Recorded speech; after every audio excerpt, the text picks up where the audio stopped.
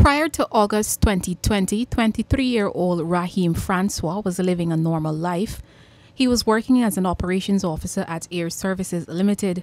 This all changed drastically for the Ituni-born young man after he was diagnosed with end-stage kidney failure.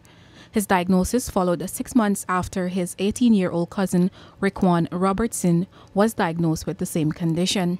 Rickquan of number 21 Village, West Coast, Berbice, was a student of the Fort Wellington Secondary School and was preparing for the 2020 Caribbean Secondary Education Certificate examination when he was diagnosed. When I was diagnosed, knowing that for someone like me that don't drink or smoke, it was difficult because I not only questioned myself, I questioned God and asked, why me, somebody like me, doing everything possible to have a healthy life and to find out that you have kidney failure, not just only kidney failure, end-stage renal failure. That means that it's that bad. Well, when I first find out that I had the kidney failure, I didn't believe it, but because I never know that it would happen to me, because I used to watch like TV and stuff and say this stuff can't happen to me. So when it happened to me, then after a while on dialysis, like half of the year on dialysis, then I started believing that I really get end-stage kidney failure. Both Rahaim and Rickquan have to undergo dialysis 3 times per week at a cost of $12,000 per session at the 5G Dialysis Center in South Rhymeville, Georgetown. The treatment has taken a toll on the boys' families. Dialysis is a means of survival, yes, but it's also damaging to our bodies, meaning it damages our bones, brain, eyesight, everything. So it's just something to keep you going for a while, but transplant is basically the goal. The newsroom also spoke with Rickquan's mother, Tracy Archibald, a housewife, and Rahaim's mother, Bernadette Francois, a janitor. He used to have some vomiting and weakness and so on, so I decided to take him to the doctor to do some checkup. There's when we discovered that he has kidney failure.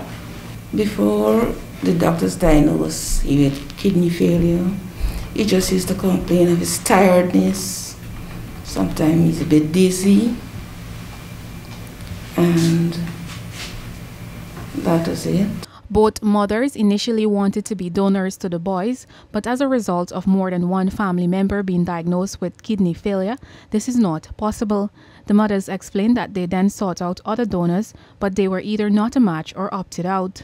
Unfortunately, I was to be his donor, but during doing certain tests with the pressure, so they said that my pressure is always high and so on. So we had another donor, which he didn't, at the end of it, he just pulled out. I just asking the public in terms of assisting in a donor, if anybody could come forward and be a donor to him, and if he could get a donor, that would be good, because that will save him for a couple more years, and at least he could be able to go about and do things like normal, like before. Well, the doctors, I was there asking, but if I could be in a donor also for him.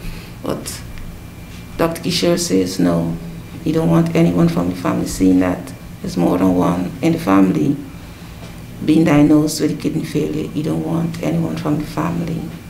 Meanwhile, the Georgetown Public Hospital Corporation continues to fight for the necessary legislation to save lives and help resolve the burden of kidney failure in Guyana. This can be done through cadaveric transplants, where organs are harvested from brain-dead patients and donated to others. The public hospital has the capability and equipment for this operation, but there is no legislation to govern it. However, there is now some hope for kidney failure patients. The Human Organ Transplant Bill is expected to be presented in Parliament on or before May 2021. The Ghana Medical Council, along with the head of the Department for Multi-Organ Transplant and Vascular Access Surgery, Dr. Kishore Prasad, and his team from the Georgetown Hospital, earlier this month met with the Minister of Legal Affairs and Attorney General, Anil Nandlal.